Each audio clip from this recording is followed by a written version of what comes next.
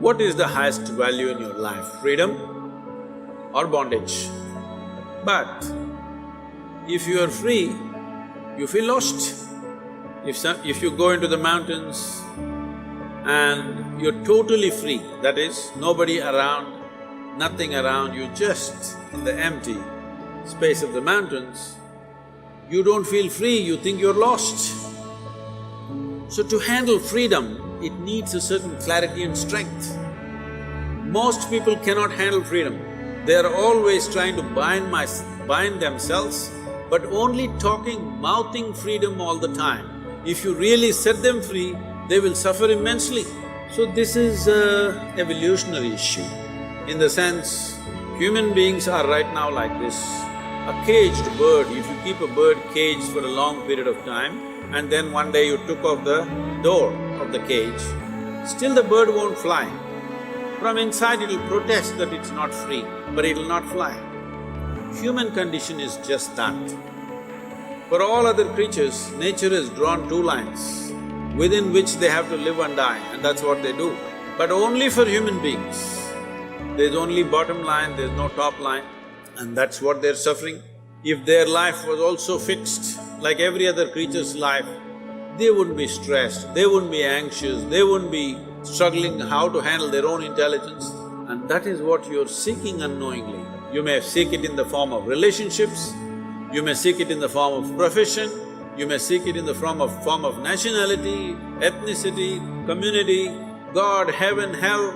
All you're trying to do is draw an artificial line which does not exist, because freedom needs courage, freedom needs a certain madness.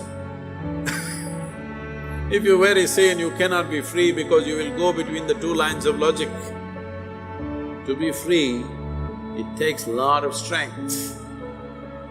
That if you… First of all, what needs to happen if you want to be free is, do you understand that all human experience has a chemical basis to it?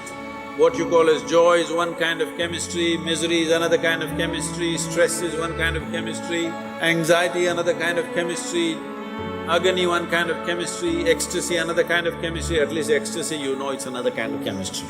So, your experience of life has a chemical basis to it. This is the most superficial way of looking at it. There are other dimensions to it, but for your understanding. Or in other words, what you call as myself right now, you're a chemical soup. The question is only, are you a great soup or a lousy soup? Yes or no?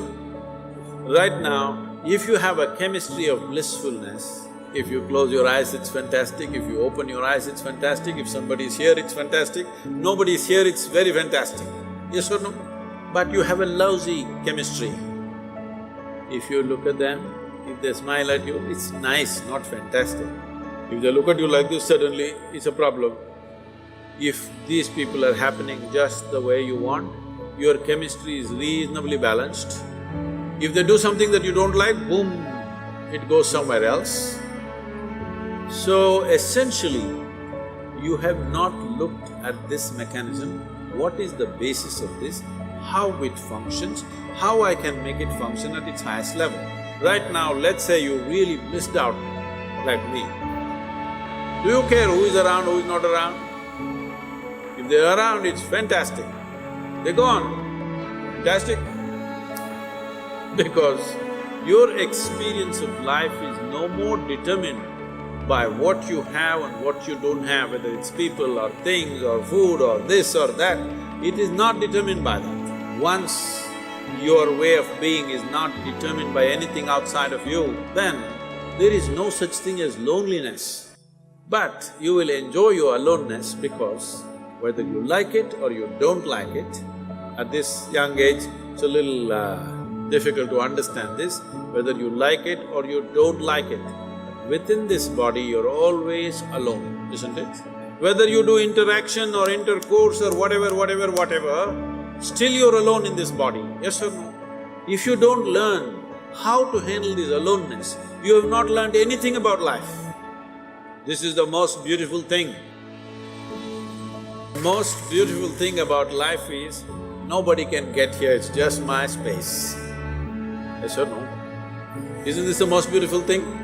Nobody can invade me. They can capture me, they can torture me, they can do so many things, but they cannot invade me because I have a space which is just my own. Isn't this the most wonderful aspect of your life? Don't suffer that. That is the most beautiful thing. The girl should understand the guy has a need and he's doing this, it's not really true, but let's enjoy the game right now. Because what we do is just a certain… it's a certain game, life is, because it comes to an end.